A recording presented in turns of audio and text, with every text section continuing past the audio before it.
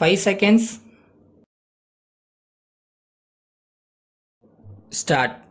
மாண்புமிகு பேரவை தலைவர் அவர்களே, இன்று காலையிலிருந்து மாண்புமிகு உறுப்பினர்கள் இந்த மன்றத்தில் எடுத்துச் சொல்லியிருக்கும் கருத்துக்களின் அடிப்படையில் சில விளக்கங்களை இங்கே கூறுவதற்கு நான் கடமைப்பட்டிருக்கிறேன். போக்குவரத்து துறை சாதாரண மக்களுக்கு மிக மிக பயன்படும் துறையாகும். இந்த துறையில் அரசாங்கத்தின் சாதனைகளை பாராட்டி ஒரு சில உறுப்பினர்கள் பேசினார்கள். மற்றும் சிலர் இதிலுள்ள குறைபாடுகளை உரிமையோடு சுட்டி காட்டினார்கள். பாராட்டுக்களை தெரிவித்த உறுப்பினர்களுக்கு மட்டுமல்லாமல் குறைபாடுகளை சுட்டி காட்டியவர்களுக்கும் அரசாங்கத்தின் சார்பாக நான் நன்றி தெரிவித்துக் கொள்கிறேன். பேருந்துகளை நாட்டுடைமையாக்கும் கொள்கையை பொறுத்தவரையில் அவசரம் காட்டக்கூடாது, நிதானமாக செயல்பட வேண்டும் என்பதற்கான காரண காரிய விளக்கங்களை பெரும்பாலான உறுப்பினர்கள் எடுத்து சொல்லியிருக்கிறார்கள். இந்திய நாட்டை பொறுத்தவரையில் பேருந்துகளை நாட்டுடைமையாக்கும் கொள்கையை 1-2 மாநிலங்களை தவிர மற்ற மாநிலங்களில் 30 முதல் 50% என்கிற அளவில் செயல்படுத்தி இருக்கிறார்கள். ஆனால் தமிழகத்தை எடுத்துக்கொண்டால் இங்கே 70% பேருந்துகளை நாம் நாட்டுடைமையாக்கி இருக்கிறோம் என்பது பெருமைக்குரியதாகும். ஒரே சமயத்தில் எல்லா பேருந்துகளையும் நாட்டுடைமையாக்குகிறோம் என்று அவசரமாக அறிவிப்பதன் மூலம் பல பிரச்சனைகள் உருவாகக்கூடும் என்பதை கருத்திற்கொண்டு 10 ஆண்டுகளில் படிப்படியாக இந்த திட்டத்தை நிறைவேற்றலாம் என்று அரசு கருதுகிறது. தனியார் துறையில் ஓடும் பேருந்துகளை மேற்கொள்ளும் நேரத்தில் போக்குவரத்து கழகங்களுக்கு பெரிய சுமை இல்லாமலும் அதே நேரத்தில் பயணம் செய்யக்கூடிய மக்களுக்கு இடையூறு இல்லாமலும் இந்த கொள்கை நடைமுறைப்படுத்தப்படும் என்பதை நான் தெரிவித்துக் கொள்ள விரும்புகிறேன்.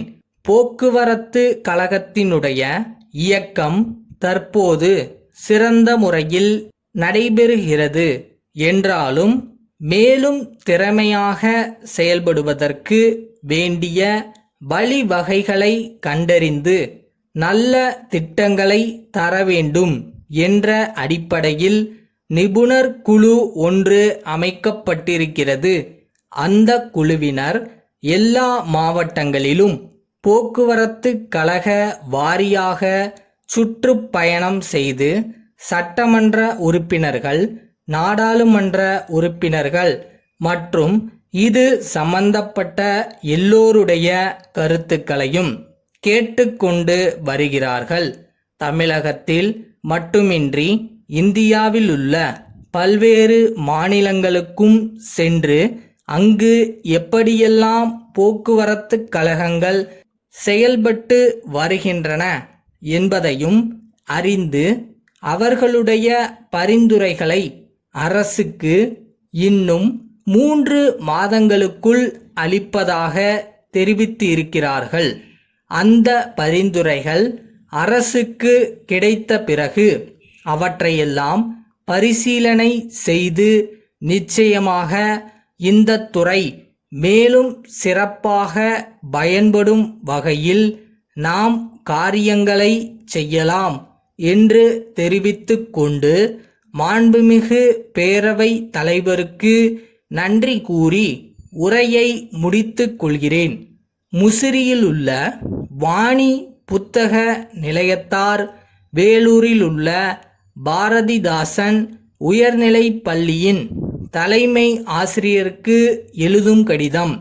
அன்புடையீர், இந்தியாவில் மட்டுமல்லாமல் வெளிநாடுகள் பலவற்றிலும் புகழ்பெற்ற புத்தக வெளியீட்டாளர்களின் முகவராக நாங்கள் நியமிக்கப்பட்டிருக்கிறோம் என்பதையும், பல்வேறு தலைப்புகளில் ஆயிரக்கணக்கான புத்தகங்களை கொண்ட எங்களுடைய பார்வைக்கூடம் சென்னையில் அண்ணா சாலையில் அமைந்துள்ளது என்பதையும் மகிழ்ச்சியுடன் தெரிவித்துக் கொள்ள விரும்புகிறோம். பள்ளி மாணவர்களுக்கு ஏற்றவாறு எளிய நடையில் தமிழ் மற்றும் ஆங்கிலத்தில் பல்வேறு தலைப்புகளில் எங்களிடம் புத்தகங்கள் உள்ளன. விலையுடன் கூடிய புத்தக பட்டியல் இத்துடன் தங்களுக்கு இணைத்து அனுப்பப்படுகிறது. எங்கள் பார்வை கூடத்திற்கு தாங்கள் ஒருமுறை வந்து புத்தகங்களை நேரில் பார்த்ததற்கு பிறகு தங்கள் பள்ளியின் நூலகத்திற்கு தேவைப்படும் புத்தகங்களை குறிப்பிட கோருகிறோம். பட்டியலில் கண்ட விலையில் 5% தள்ளுபடி செய்து நாங்கள் உங்களுக்கு புத்தகங்களை வழங்கக்கூடும். தவணை முறையிலும் தொகை பெற்று கொள்ளப்படும். தங்கள் பதிலை உடனே எதிர்பார்க்கிறோம். தங்கள் நம்பிக்கையுள்ள